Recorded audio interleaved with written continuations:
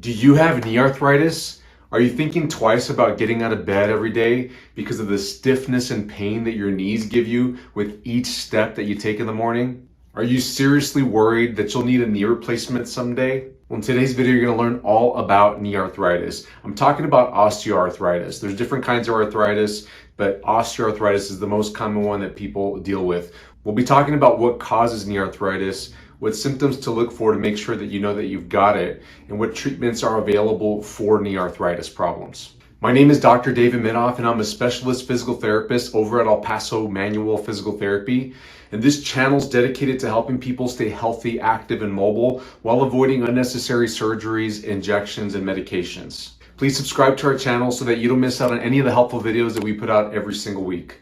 So let's tackle the big question. How does knee osteoarthritis happen? I've got a picture to show you to help me with my explanation. And just to give you the literal definitions for osteoarthritis, osteo means bone, arth means joint, and itis means swelling. So bone, joint, swelling of the knee if we're talking about knee osteoarthritis.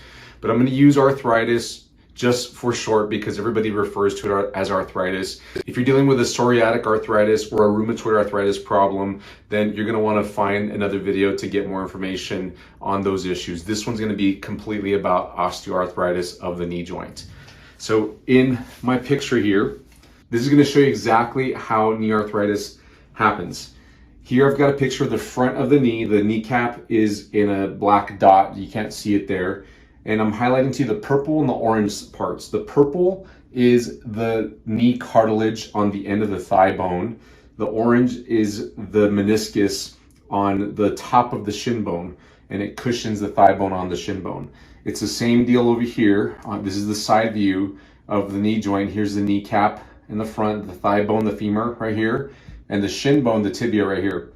The orange is the meniscus, it sits on top of the tibia, and then the purple lining right there is the cartilage lining of the knee joint. So what's going on here? Oh, and the red right here is the muscle. This is the thigh muscles, the front of the thigh right here, the quadricep muscles, and then the back of the thigh, the hamstring muscles. And what I want to highlight is from the muscles, that's why I've written in red, there is too much pressure from the quad muscles and the hamstring muscles acting on the knee joint. When those two muscles together are too strong, they compress the knee joint and start to irritate or cause inflammation at that knee joint.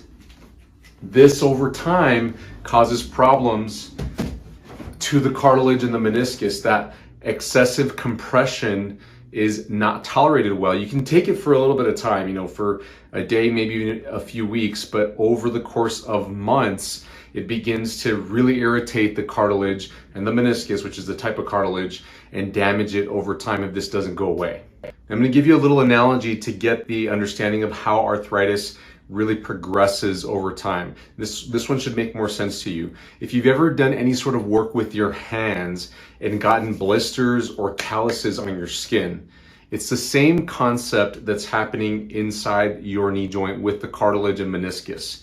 If you do too much work with your hands, let's say you're doing yard work or you're lifting weights with your hands, you will get a blister. And if you keep going, you'll pop that blister open and possibly bleed. It's the same thing with cartilage. If you put too much forces through it, just like you're putting forces through your skin, then it can become irritated. And if you keep going, it can tear or break down. But just like with calluses, if you put the right amount of forces through your skin and give it time to rest and recover, then you get thickened skin so that it's better prepared to take that yard work or that exercise that you're going to do again in the future without getting a blister or cutting your skin open and bleeding. The same is true in the cartilage in our knee joints and the meniscus. If you load it gradually over time, then it actually becomes more dense and better able to tolerate the forces you're putting on it. The problem is if you never give it a chance to rest. If those pressures on the knee joint are constantly too high, then the knee joint cartilage and meniscus does not get a chance to fully recover and allow itself to get thicker and more dense so that it can take the forces that you're putting on it well without becoming damaged or irritated over time. If this continues over the course of years, you can get a bone-on-bone situation where you wear a hole in the cartilage and now the bone under the cartilage is exposed, or even a situation where the bone itself begins to change and you get osteophytes, which are lumps on the bone, basically changes to structures in the bone that are visible on an x-ray, where the doctor might say, oh, that's not supposed to be there, you got a big bump on your bone here. The reason why that happens is because now the bone is getting too much forces on it, and it's also reacting to that force by thickening itself in the area so that it doesn't become even more damage in that spot. Now, that excessive force also compresses the meniscus, which is the cushion inside the knee joint between the thigh bone and the shin bone. And over time, if that pressure never goes away, then it compresses the meniscus down. And this is why on an x-ray, you might see decreased joint space, which is commonly measured in order to make a diagnosis for knee arthritis. So let's talk about the signs and symptoms of knee arthritis so that you can tell if you've got it or not. The number one sign is knee pain, of course. But especially in the mornings, when you first get up, when you first get out of bed, get your feet under you and begin to put weight through your legs. If your legs and if your knees feel stiff and they also hurt with that stiffness, that's a huge sign that you've got a knee arthritis problem developing or already very well developed. Another common sign is being 50 years of age or older. Although we've seen this in people that are younger than 50, people in their 40s sometimes do get knee arthritis. It's way more common to see it as we age. So people in their 50s, 60s, and beyond are the ones that are usually dealing with knee arthritis. This leads people to say that arthritis is an age-related condition, but I would turn that on its head and say that it's more of a time-related problem, because there are people who are in their 60s, 70s, and 80s that have no arthritis problems, and we can't say that it's because of their age. I really think that it's the amount of time spent with those excessive forces to their knee joint that equates to the development of arthritis. That's why some people can get it in their 40s, because they're very overdeveloped in their thigh muscles, so they're putting too much pressure to their knee joint, and they get it sooner, not because of their age, but because of the amount of pressure over the amount of time they've maintained that pressure. It just tends to happen that the longer you go on through life, especially if you've got too much pressures through the knee joint because of the muscles, then you're more likely to develop knee arthritis problems. And the cool thing, just to give you a teaser about what I'll talk about at the end of the video, is this can be reversed as far as the pressures that go through the knee joint, which can alleviate the arthritis problems tremendously despite your age. Some other common signs and symptoms are stiffness in the thigh muscles, those same muscles that I mentioned. Of course, they're going to feel stiff because they're usually working too hard. Also, hip pain and back pain can occur with knee problems because people tend to begin to change the way that they move and walk, which affects the joints going up the chain of joints in the body. And another big symptom of knee arthritis is it hurts when you do too much. So people that have knee arthritis problems, if they're on their feet for too long, if they do too much exercise, if they do too much of something using their knees, it tends to make their knee problem worse. And it's because of that increased pressure through the knee joint. If you're moving on an already overpressurized knee joint, it's just a matter of time before it further irritates it. Even though it might feel good and might be necessary to move it some, overdoing it tends to make it more irritated.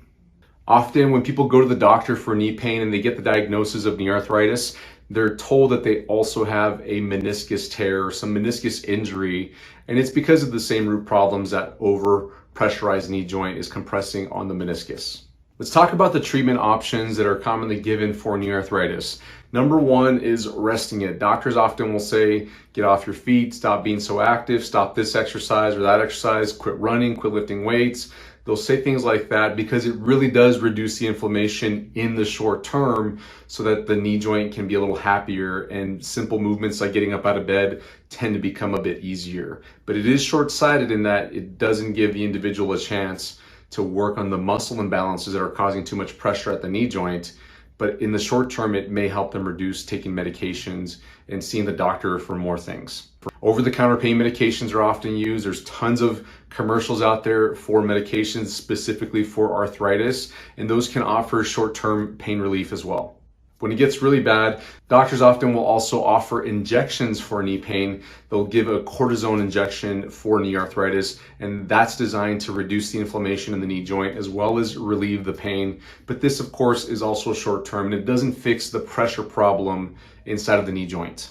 There's a new field of medicine that's been developing over the years called regenerative medicine, which is focused on regenerating cartilage cells that have been lost or severely damaged. And they do this through the use of stem cells and other treatments like platelet-rich plasma injections. And although this is really cool and I'm excited to see where this field is going to go, it still does not solve the problem of having too much pressure to the knee joints. I have seen in treatment people that have had platelet-rich plasma injections and stem cells put into their knee joints, and some have had an improvement, honestly, and some have had no change. I haven't seen anybody that got worse, though.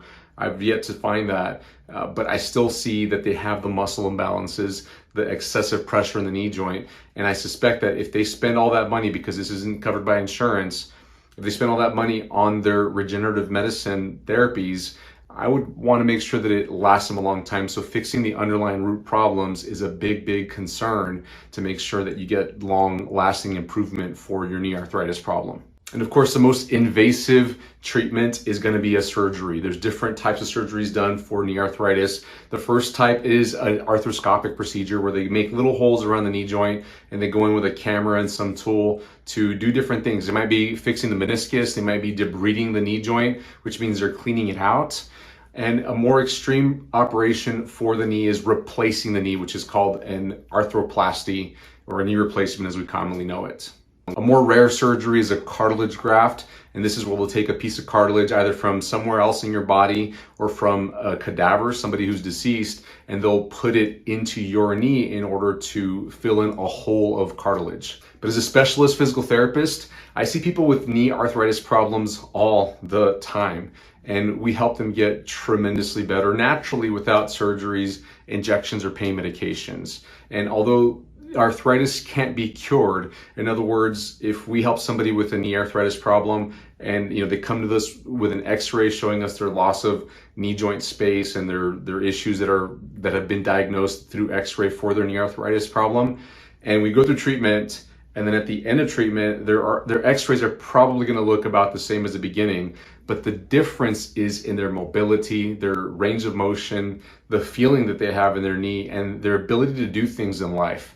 Most of the time, getting up out of the morning and being less stiff happens. They can get up easier. They're not thinking twice about getting up in the morning. And they're getting back to doing exercises, even things like squatting with weights, things like jogging, going up and down stairs are possible without pain in somebody who's been diagnosed with knee arthritis. If you're looking for exercises and natural ways to begin to improve your knee arthritis problem, then I want you to check out the videos that we've linked in the description below that offer free exercises to help your knee arthritis problem. We've also got a special 28-day knee health and wellness boost program that we offer. The link is in the description below. It's a comprehensive 28-day program. It's completely online and on demand that you can begin to work through to improve your knee joint health so you can get back to being mobile, active, and healthy again in your knees. If you thought this video was helpful for you, please give us a like and don't forget to subscribe and turn on your notifications so that you can get notified whenever we release helpful new content.